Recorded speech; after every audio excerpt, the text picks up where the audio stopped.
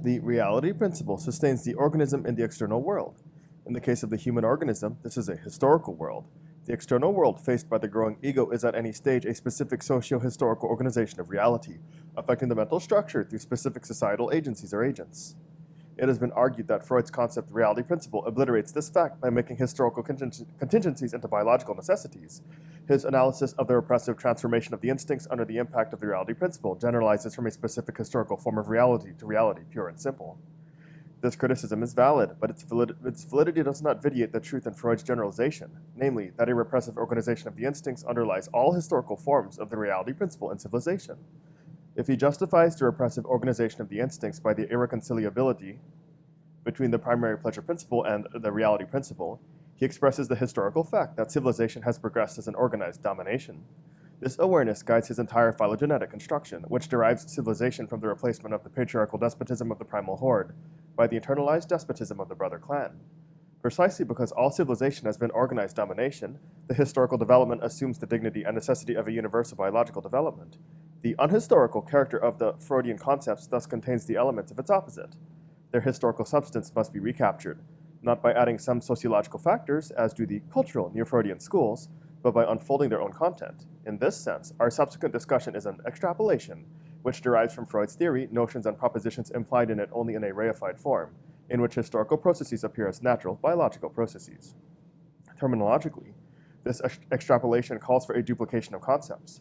The Freudian terms, which do not adequately differentiate between the biological and the socio-historical vicissitudes of the instincts, must be paired with corresponding terms denoting the specific socio-historical component. Presently, we shall introduce two such terms. A. Surplus repression, the restrictions necessitated by social domination. This is distinguished from basic repression, the modifications of the instincts necessary for the perpetuation of the human race and civilization. B. Performance principle, the prevailing historical form of the reality principle. Behind the reality principle lies the fundamental fact of Ananke, or scarcity, Lebensnot, which means that the struggle for existence takes place in a world too poor for the satisfaction of human needs without constant restraint, renunciation, delay. In other words, whatever satisfaction is possible necessitates work, more or less painful arrangements and undertakings for the procurement of the means for satisfying needs. For the duration of work, which occupies practically the entire existence of the mature individual, pleasure is suspended and pain prevails. And since the basic instincts strive for the prevalence of pleasure and for the absence of pain, the pleasure principle is incompatible with reality, and the instincts have to undergo a repressive regimentation. However, this argument, which looms large in Freud's metapsychology, is fallacious insofar as it applies to the brute fact of scarcity, which actually is the consequence of a specific organization of scarcity, and of a specific existential attitude enforced by this organization. The prevalent scarcity has, throughout civilization, although in very different modes, been organized in such a way that it has not been distributed collectively in accordance with individual needs, nor has the procurement of goods for the satisfaction of needs been organized with the objective of best satisfying the developing needs of the individuals. Instead, the distribution of scarcity as well as the effort of overcoming it, the mode of work, have been imposed upon individuals, first by mere violence, subsequently by a more rational utilization of power. However, no matter how useful this rationality was for the progress of the whole, it remained the rationality of domination, and the gradual conquest of scarcity was inextricably bound up with and shaped by the interest of domination. Domination differs from rational exercise of authority. The latter, which is inherent in any societal division of labor, is derived from knowledge and confined to the administration of functions and arrangements necessary for the advancement of the whole. In contrast, domination is exercised by a particular group or individual in order to sustain and enhance itself in a privileged position.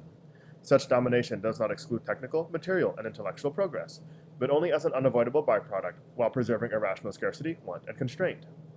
The various modes of domination of man and nature result in various historical forms of the reality principle. For example, a society in which all members normally work for a living requires other modes of repression than a society in which labor is the exclusive province of one specific group. Similarly, repression will be different in scope and degree according to whether social production is oriented on individual consumption or on profit, whether a market economy prevails or a planned economy, whether private or collective property. These differences affect the very content of the reality principle, for every form of the reality principle must be embodied in a system of societal institutions and relations, laws and values which transmit and enforce the required modification of the instincts. This body of the reality principle is different at the different stages of civilization. Moreover, while any form of the reality principle demands a considerable degree and scope of repressive control over the instincts, the specific historical institutions of the reality principle and the specific interests of domination introduce additional controls over and above those indispensable for civilized human association. These additional controls arising from the specific institutions of domination are what we denote as surplus repression. For example, the modifications and deflections of instinctual energy necessitated by the perpetuation of the monogamic patriarchal family, or by a hierarchical division of labor, or by public control over the individual's private existence, are instances of surplus repression pertaining to the institutions of a particular reality principle. They are added to the basic, phylogenetic restrictions of the instincts which mark the development of man from human animal to the animal sapiens, to the animal sapiens. The power to restrain and guide instinctual drives, to make biological necessities into individual needs and desires, increases rather than reduces gratification.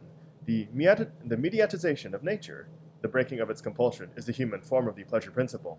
Such restrictions of the instincts may first have been enforced by scarcity and by the protracted dependence of the human animal, but they have become the privilege and distinction of man, which enabled him to transform the blind necessity of the fulfillment of one into desired gratification.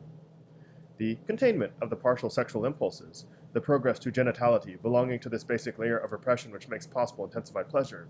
The maturation of the organism involves normal and natural maturation of pleasure. However, the mastery of instinctual drives may also be used against gratification.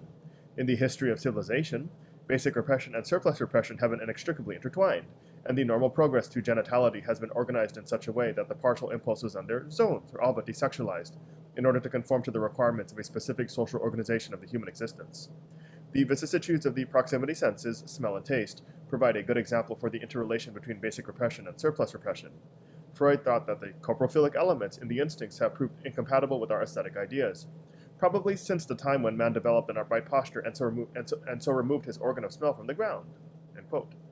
There is, however, another aspect to the subduing of the proximity senses in civilization. They succumb to the rigidly enforced taboos on too intense bodily pleasure. The pleasure of smell and taste is much more of a bodily physical one, hence also more akin to sexual pleasure, than is the more sublime pleasure aroused by sound and the least bodily of all pleasures, the sight of something beautiful. End quote.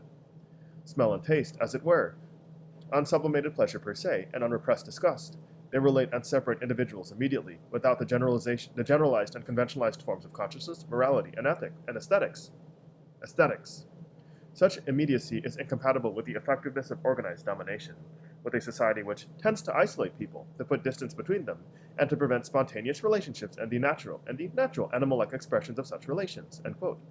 The pleasure of the proximity senses plays on the erotogenic zones of the body, and does so only for the sake of pleasure. Their unrepressed development would eroticize the organism to such an extent that it would counteract the desexualization of the organism required by its social utilization as an instrument of labor.